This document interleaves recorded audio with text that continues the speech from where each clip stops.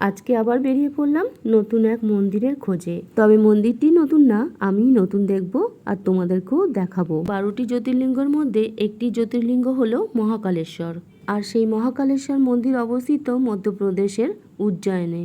তবে আমি উজ্জয়নে যাইনি, আমাদের কলকাতার মধ্যেই এই উজ্জয়নে মহাকালেশ্বর মন্দিরের আদলে বানানো হয়েছে এই শিব মন্দির। গত সপ্তাহে ইনস্টাগ্রাম স্ক্রল করতে করতে এই মন্দিরের একটা আরতির ভিডিও দেখি, আর সেই ভিডিওটা দেখে আমার এত ভালো লেগেছিল, ঠিক তখনই মনে ঠিক করেছিলাম এই মন্দিরে আমি যাব আর আরতি দেখব। আমরা গত রবিবার গেছিলাম, আর মন্দিরে পৌঁছতে পৌঁছতে আমার প্রায় 5টা বেজে গেছিল। আমরা প্রায় 3:30টার দিকে বেরাই বাড়ি থেকে। মন্দিরে ঢুকে দেখি মহাদেবকে শৃঙ্গার করানো হচ্ছে, আর এই পুরো সাজটা মহাদেবের ইনি করেছেন।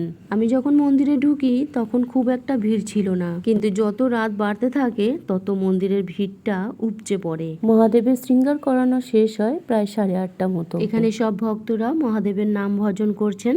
সেই 5টা থেকে বসে আছি মহাদেবের আরতি দেখব বলে। মহাদেবকে শৃঙ্গার করানোর পর এত সুন্দর লাগছিল দেখতে সামনে থেকে, তোমাদের বলে বোঝাতে পারবো না। সাজ পোশাক করানোর পর মহাদেবকে ভোগ দেওয়া হয়েছে, মহাদেবের গান করে আরতি। তবে আমি এত দূর থেকে যে মহাদেবের কাছে গেছি আরতি দেখার জন্য, সেই আরতিটাই আমি কিন্তু দেখতে পারিনি।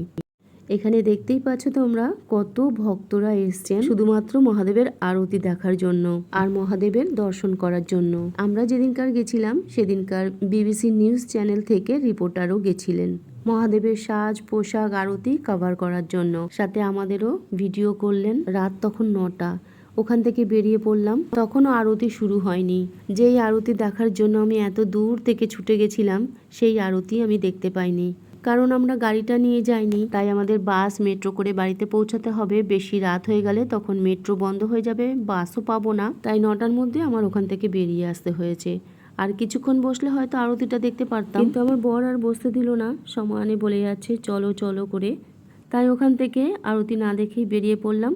আর বেরিয়ে পাশেই জগন্নাথ মন্দিরটাও দেখতে চলে গেলাম। জগন্নাথ মন্দিরটা ভীষণ সুন্দর।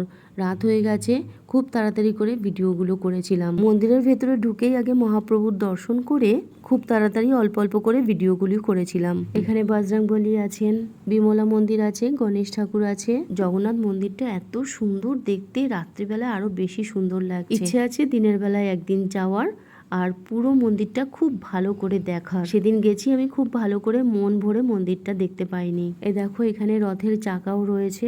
এটা হচ্ছে মন্দিরের ওপরটা। এবার নিচতলায় যাওয়া যাক। নিচে শিব মন্দির আছে, আর জগন্নাথ মন্দিরের সামনেই একদম মুখোমুখি রয়েছেন লক্ষ্মী দেবীর বিগ্রহ। এবার তোমাদের বলি মন্দিরটি কোথায় আর কিভাবে যাবে। এই মন্দিরটি হচ্ছে খিদিরপুরের জগন্নাথ মন্দির, আর এই জগন্নাথ মন্দিরের পাশেই আছে মহাকালেশ্বর শিব মন্দির।